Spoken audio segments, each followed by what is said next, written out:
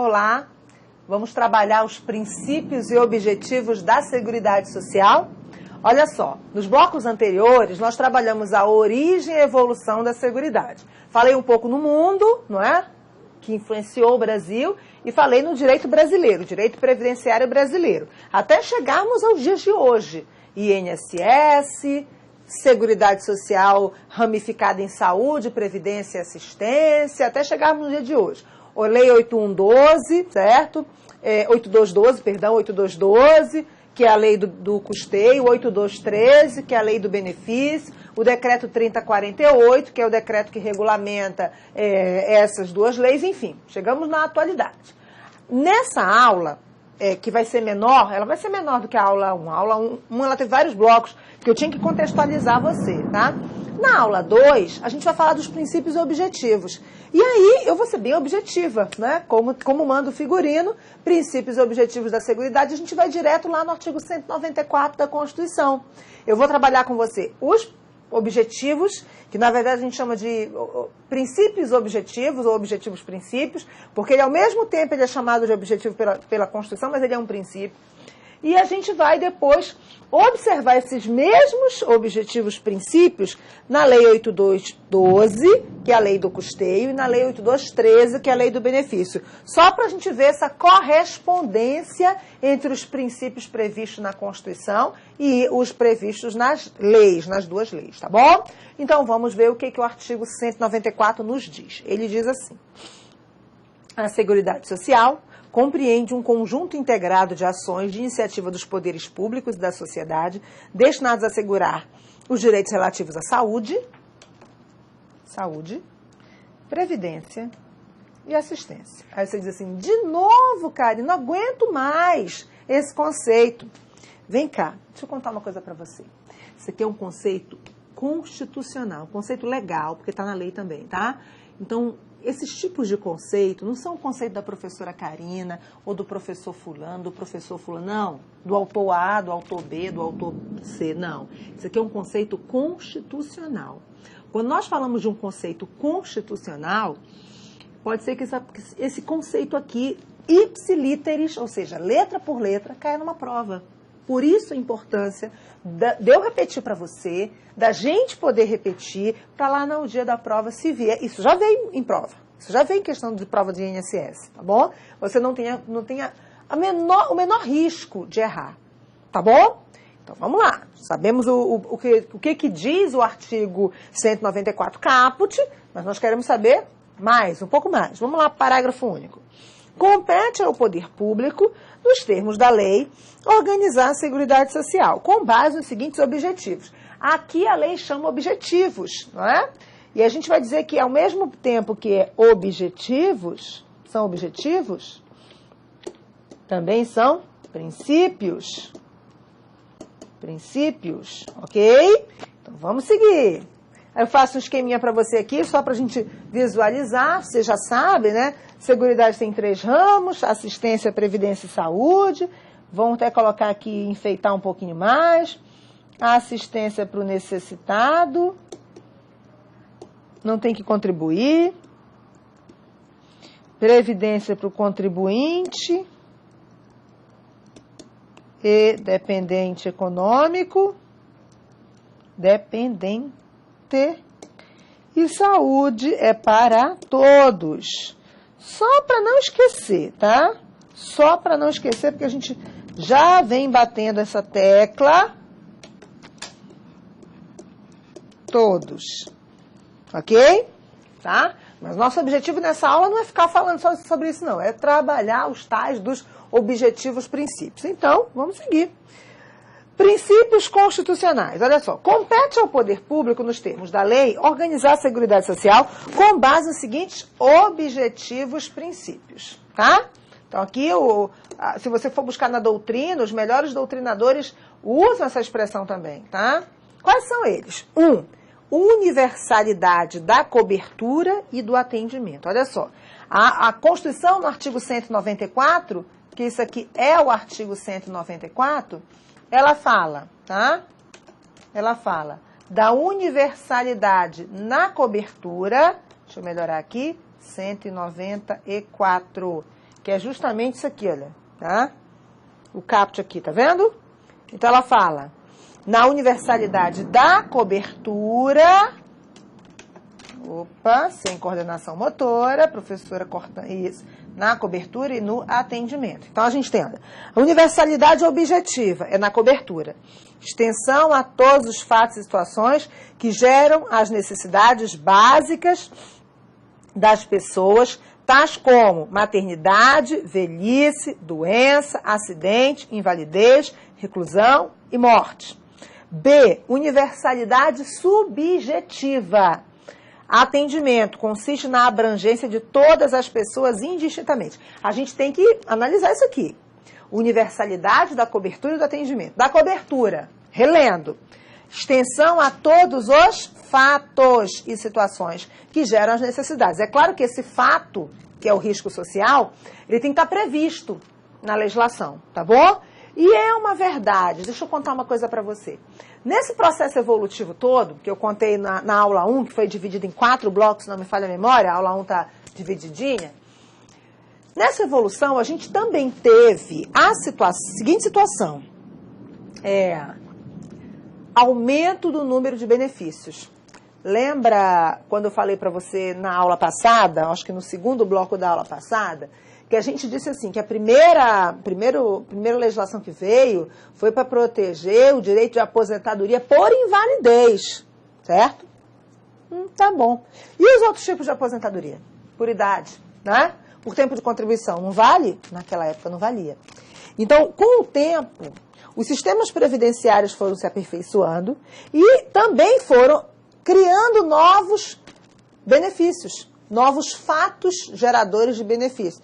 Você acha que em 1600, lá na Inglaterra de 1601, tá com a lei dos pobres, você acha que salário maternidade para as mulheres com a remuneração do salário maternidade equivalente à remuneração, porque o salário maternidade ele não está amarrado ao teto do salário de benefício. Se a mulher ganha 20 mil reais na carteira, né? Registrado, contribui. Ela contribui com base no teto, vai contribuir, você ganha 20, vai contribuir no teto do salário dela de contribuição, conforme a tabela do INSS, que não vai ser 20, que atualmente não é 20 mil, entendeu? Mas se ela engravidar e ficar com os 120 dias de salário maternidade, ela vai receber o salário maternidade integral, equivalente aos 20 mil. Gente, que maravilha! Mas é maravilha hoje, com todas as dificuldades que hoje existem, mas não era assim no passado. Então, eu quero que você entenda que cada vez mais, né, na evolução, o número de fatos e situações que geram direito a benefício aumentou. E, para isso, tem que ter uma correspondente fonte de custeio.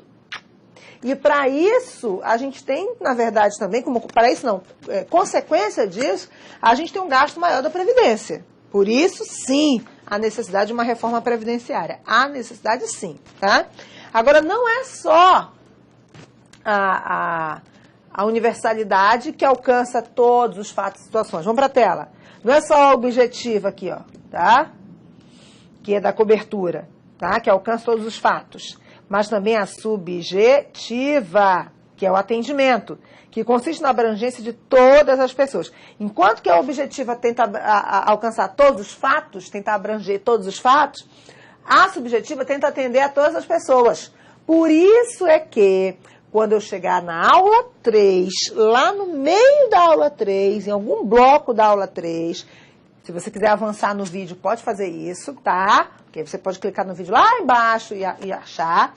Na aula 3, eu digo para você o seguinte: existe uma regra. Aquele que exerce atividade remunerada pertence a um regime básico de previdência.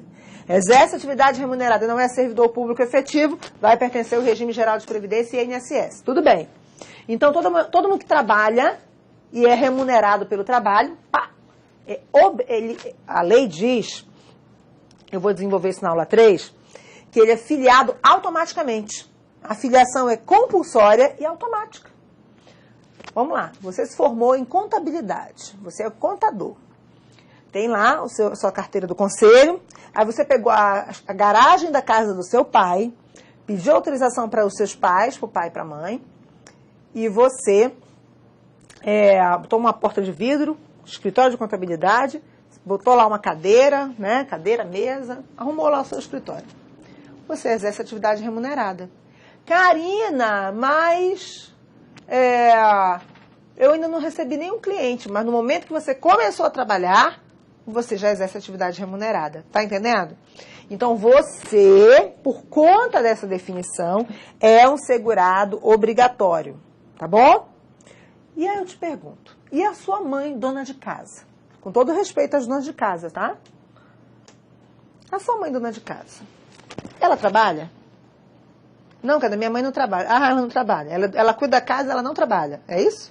Ela lava, passa, cozinha, cuida da casa, ela não trabalha. É isso? Não, né? Ela trabalha. Só que alguém paga por esse trabalho dela na casa dela, que é dela? Alguém paga? Não. Então, a dona de casa, ela exerce a atividade. Ela trabalha, mas é não remunerada. Tá entendendo? Pelo aquele conceito que eu trabalhei com você, ela não pertence ao regime geral de previdência, porque ela não exerce atividade remunerada, entendeu? E aí, coitada? Não desmerecendo as donas de casa, tá bom? Não me interprete mal quando eu uso essas expressões. Eu estou tentando, na verdade, conversar com você, que quando a gente está assim, em videoaula, a gente não tem essa interação olho no olho, mas eu estou tentando que a gente converse, assim, mesmo tendo uma câmera e um computador no meio da gente e milhões de bytes de internet, enfim. Olha só. Essa mãe, sua mãe, minha mãe trabalha, tá? Minha mãe é servidora pública, então não entraria minha mãe. Mas a minha avó, certo? A sua mãe, talvez, enfim, as donas de casa, elas trabalham em casa.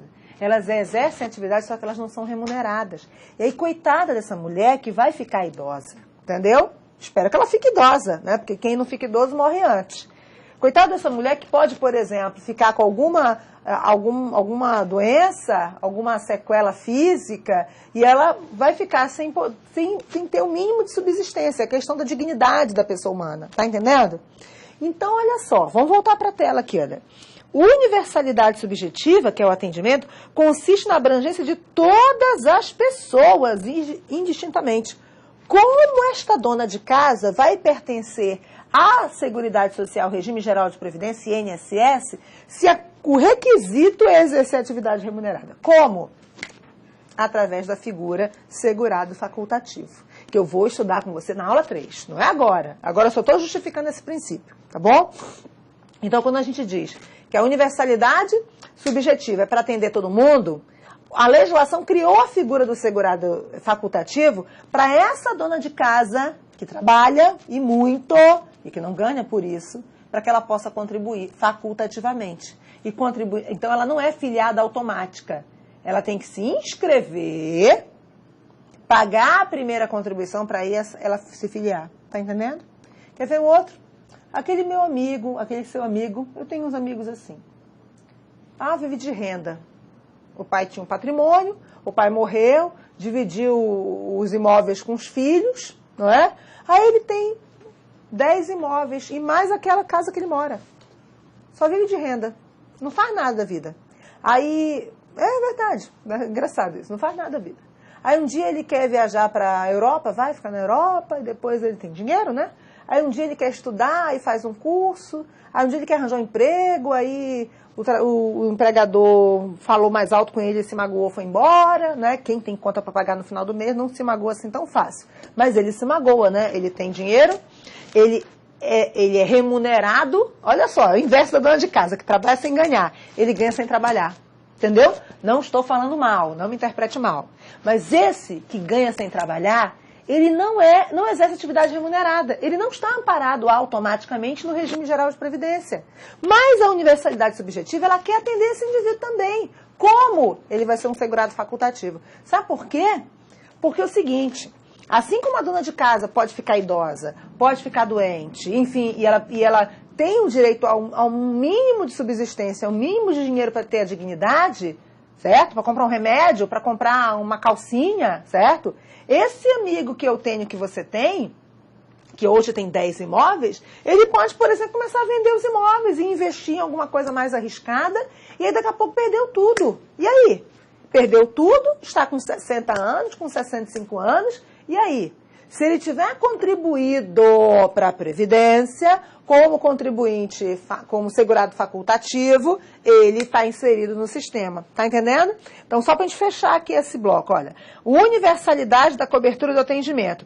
Ele engloba a universalidade objetiva, que é a cobertura de todos os fatos e situações, ó, de todos os fatos e situações, que geram as necessidades básicas, que geram, deixa eu anotar aqui, olha, o chamado risco social.